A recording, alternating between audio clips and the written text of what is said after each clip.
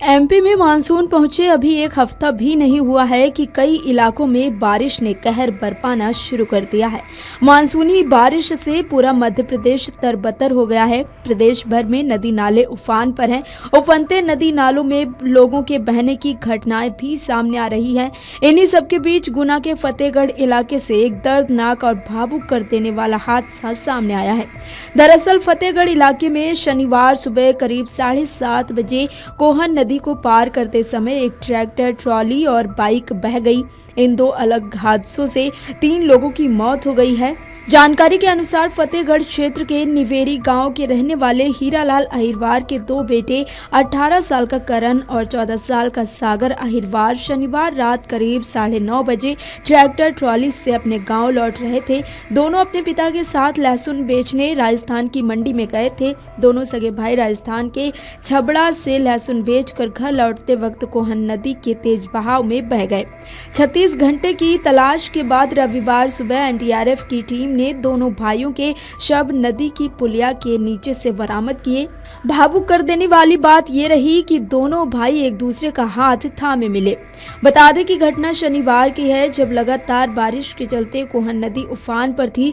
करण और सागर अपने गांव लौट रहे थे, लेकिन नदी के तेज बहाव को नजरअंदाज कर ट्रैक्टर ट्रॉली समेत उसमें उतर गए। ट्रॉली को तो जेसीबी की मदद से बाहर निकाल लिया गया, लेकिन दोनों भाई पानी में बह गए।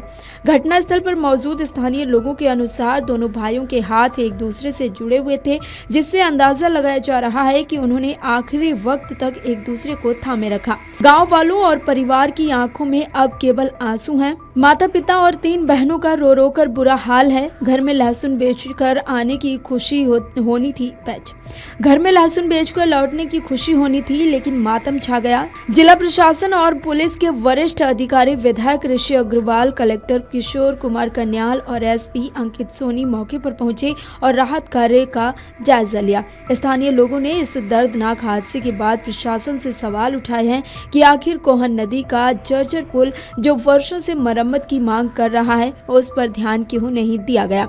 महज 5-6 फीट ऊंचा ये पुल न केवल बरसात में बल्कि सूखे मौसम में भी डराने वाला रहता है। ग्रामीणों ने मांग की है कि अब सरकार को सिर्फ पुलों और सड़कों की मरम्मत नहीं बल्कि गांवों में मूलभूत सुरक्षा ढांचे पर ध्यान देना चाहिए। ऐसी घटनाएं याद दिलाती हैं कि एक अदृश्य खतरा हमारे ग्रामीण युवाओं को निगल रहा है।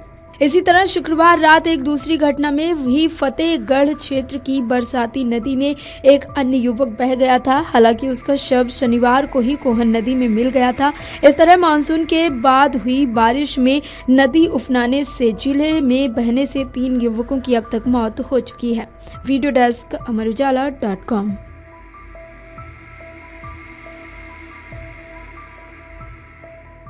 अगर आप ये वीडियो YouTube पर देख रहे हैं तो हमारे चैनल को सब्सक्राइब करें और बेल आइकन को दबाना ना भूलें। अगर आप Facebook पर ये वीडियो देख रहे हैं तो हमारे पेज को लाइक करें।